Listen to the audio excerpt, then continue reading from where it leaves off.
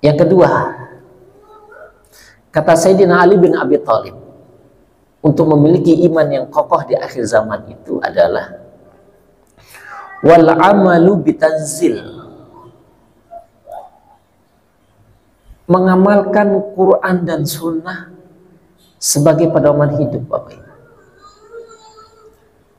Hari ini kenapa umat Islam kemudian terbelakang dan jauh mungkin dari kata maju, Bapak Ibu? Ada satu kitab yang dikarang oleh Profesor Dr. Yusuf Qaradawi almarhum tentang kenapa umat Islam terpuruk di abad ini, karena mereka sudah meninggalkan Quran di tengah-tengah mereka. Mari kita buktikan bagaimana Quran itu kemudian membuat orang itu menjadi maju, Bapak Ibu. Saya punya sahabat, dan bahkan saya buatkan satu buku khusus. Pak Haji Bahar sering ke rumah, anak ini sering ke rumahnya. Kalau tahun 2019 Bapak Ibu sering lihat Hafiz Cilik Indonesia, sering ya Ayah Ibu ya. Ada anak yang hafiz Quran 30 juz, lumpuh, tidak bisa berdiri, ya, tidak bisa ngapa-ngapain. Per hari ini bukan hanya saja hafal Quran 30 juz, tetapi dia mampu menghafal terjemahnya, ya, terjemahnya, dan mampu menghafal kitab yang berjudul Al-Jami' Baina Sahihaini. Itu kitab dikarang khusus untuk mentalkhis, meringkas hadis-hadis yang ada di Sahih Bukhari dan di Sahih Muslim, hadisnya sama, kemudian dijadikan satu dalam kitab tersebut, namanya Al-Jami' Baina Sahihaini. Beliau hari ini kalau tidak salah Pak Bahar ya, kalau tidak salah kemarin terakhir beliau bilang 1.200. Itu waktu sebelum Ramadan, saya nggak tahu kalau sekarang, mungkin udah 500 ya, 1.500 hadis Bapak Ibu.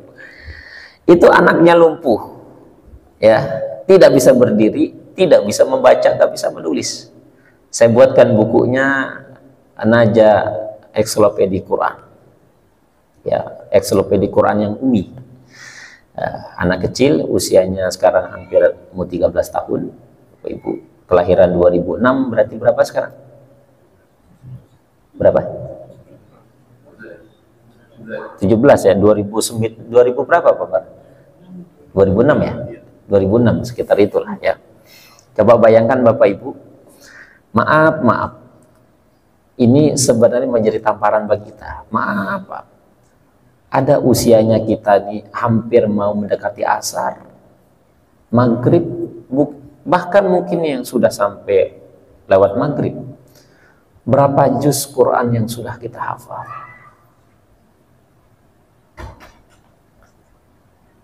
Sudahkah di antara keturunan kita ada yang hafiz Quran?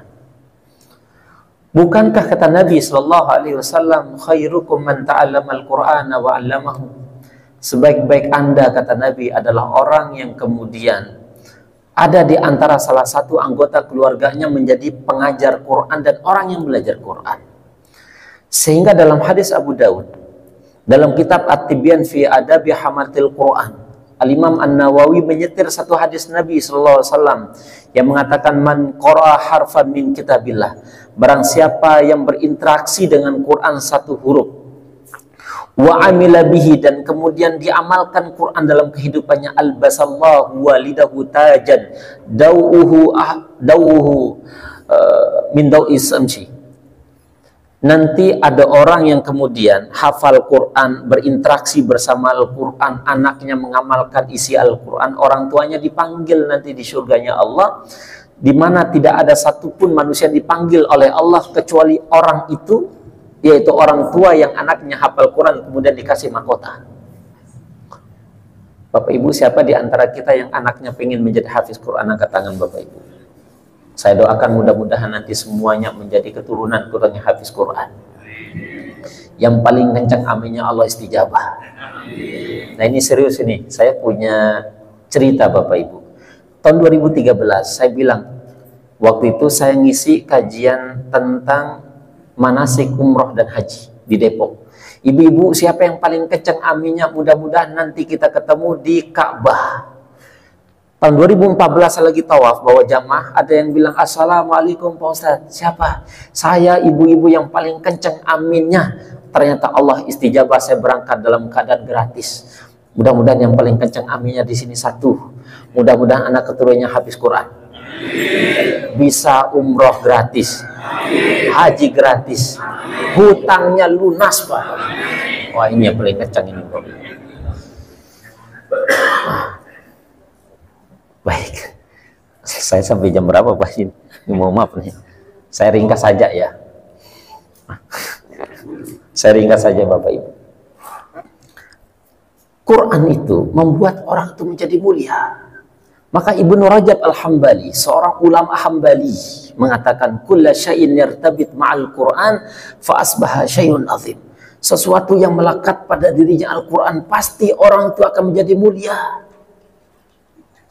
Kita lihat Bapak Ibu, malaikat Jibril alaihi salatu wassalam turun kepadanya Al-Quran dan menyampaikan kepada Rasulullah sallallahu alaihi wasallam, maka malaikat Jibril menjadi malaikat yang paling mulia.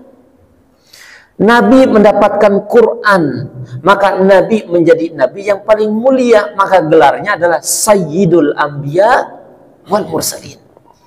Mekah dan Madinah sebagai destinasi turunnya Quran, maka Mekah dan Madinah menjadi tempat yang paling mulia. Bulan Ramadan turunnya Quran, maka bulan Ramadan menjadi bulan yang paling mulia di antara 12 bulan yang Allah ciptakan. Dan umat Nabi Muhammad ini ditakdirkan mendapatkan Quran, dan umat Nabi Muhammad ini menjadi kuntum khairu ummah, sebaik-baik umat sepanjang sejarah manusia, yaitu umat Nabi Muhammad. Dan Nabi secara khusus mengatakan khairukum man ta'allamal Quran, sebaik-baik kalian, kata Nabi, orang yang berinteraksi bersama Al-Quran, baik itu menjadi guru maupun menjadi peserta didik Al-Quran. Yuk Bapak Ibu, siapa di antara kita yang belum bisa baca Quran? Yuk hari ini dekat-dekat bersama Al-Quran. Jangan acung tangan di sini Bapak, jangan.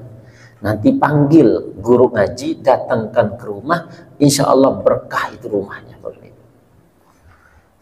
Alhamdulillah saya bisa ceramah Bapak Ibu. Saya sampai selesai S3-nya. Itu berkat Quran tadi. Background saya itu tidak pernah pesantren, karena wasilah orang tua yang jatuh stroke, yang saya harus hafal Quran. Disitulah mulai perjalanan saya untuk belajar agama. Mungkin kalau saya tidak belajar agama, Bapak Ibu, saya selanjut kuliah S1 saya bahasa Jepang. Saya terinspirasi dari ada film anak-anak dulu tahun 2006, 2007, 2008 tuh film Naruto Bapak Ibu. Bapak-bapak mungkin nggak update ya, kalau anak-anak update itu. Terinspirasi dari itu saya pengen ke Jepang. Gitu. Sampai rambut saya dulu ini pirang-pirang Bapak Ibu. Oh, gayanya gaya itu anak-anak apa? Anak-anak itu. Nah, dari sini kemudian Allah angkat derajat orang-orang bersama Al-Quran. Pertanyaannya hari ini, aina nahnu ma'al Quran? Di mana kita sudah berinteraksi bersama Al-Quran?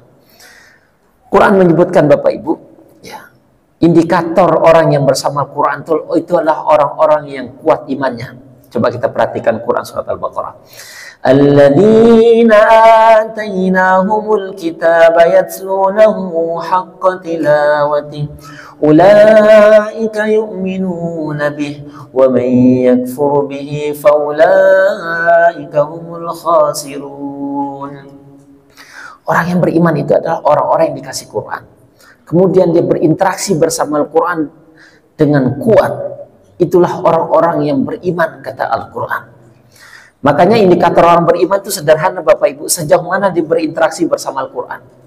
Maka dalam surah Al-Anfal yang sering dibaca oleh imam Bapak Ibu, innamal mu'minuna alladzina idza dzukirallahu wajilat qulubuhum wa idza tuliyat alaihim ayatuhu zadatuhum imana. Kalau dengar Quran itu gemuruh hatinya Bapak Ibu. Makanya kalau ada orang yang kemudian dibacakan Quran tidak ada rasa getaran, jangan-jangan mohon maaf, jangan-jangan gambarannya seperti Quran surah Thaha ayat 120 ya, ayat 124, 125, 126. Apa bunyinya? Mari kita simak Bapak Ibu. Wa man a'rada an dzikri fa inna lahu ma'ishatan dhanka wa nahsyuruhu yaumal qiyamati a'ma. Qala rabbi lima hasyartani a'ma wa qad kuntu basira. Ini orang yang tidak pernah dekat dengan Quran, Bapak Ibu. Mereka akan dibangkitkan dalam keadaan buta. Nanti di akhirat. Di dunia dapat kesempitan hidup. Makanya sebagian ulama diantaranya adalah Imam Syekhul Islam Ibnu Taimiyah mengatakan dalam fatwanya, ada orang-orang yang jauh bersama Al-Quran, nggak pernah ngaji, itu sempit hatinya Bapak Ibu. Indikatornya apa? Hartanya sempit, anaknya nggak bisa diatur, istrinya jauh dari kata baik, suaminya kasar kepada anak dan istrinya, harta-harta nggak pernah berkah, pergaulan-pergaulan yang tidak pernah langgeng, tempat hidup tidak pernah baik dan sebagainya, susah ekonominya, macam-macam. Itu baru di dunia. Maka bagaimana di akhirat? Wa nahsyuruhu yaumal qiyamati a'ma, dibangkitkan dalam keadaan buta. Bayangkan Bapak Ibu, dibangkitkan dalam keadaan buta. Orang yang dibangkitkan dalam keadaan buta ini kemudian dia protes pada Allah. Qala rabbi lima hasyartani a'ma wa qad kuntu basira. Wahai Tuhanku, kenapa Engkau bangkitkan kami dalam keadaan buta? Apa jawaban Allah? Ayat 126. Qala kadzalika atatka ayatuna fanasitaha wa kadzalika al-yawma tunsa. Karena dulu kalian melupakan ayat-ayat kami. Artinya apa? Enggak mau ngaji, Pak. Maka hari ini kami akan melupakan kalian. Bayangkan Bapak Ibu dibangkitkan dalam keadaan buta, enggak dituntun oleh Allah, dibawa kepada mahsyar. Ngeri Bapak Ibu. Makanya syarat yang kedua orang itu kemudian untuk menjadikan kuat imannya, kata Ali bin Abi Thalib apa? Berusaha mengamalkan Quran dan Sunnah sebagai pedoman hidupnya. Mulai dari mana Bapak Ibu? Mulailah ngaji hari ini, mulai belajar Quran dari alif bata. Jangan kemudian malu Bapak Ibu. Yuk ngaji. Dawamkan hari ini mulai subuh sampai menjelang waktu syuruk. Dawamkan di masjid luar biasa ini Bapak. Saya kebayang Bapak Ibu punya masjid halakoh 10 orang satu guru Bapak Ibu. Ya. Ngaji Quran berkah. Ya. Berkah betul itu Pak. Alhamdulillah. Dari sini kemudian dari keberkahan Quran ini, alhamdulillah punya pesantren. Saya punya pesantren di Lombok. Di Jakarta saya punya 3, di Bekasi, di Jatimakmur saya punya 1, di Jatiasi saya punya 1, di Gunung Salak saya punya 1, gratis free semuanya. Dari tingkat SD, TK, sampai ada akademik Bapak Ibu. Kenapa? Karena Quran, hafal Quran.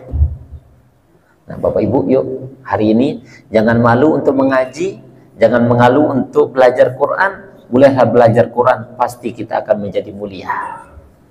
Itu yang kedua.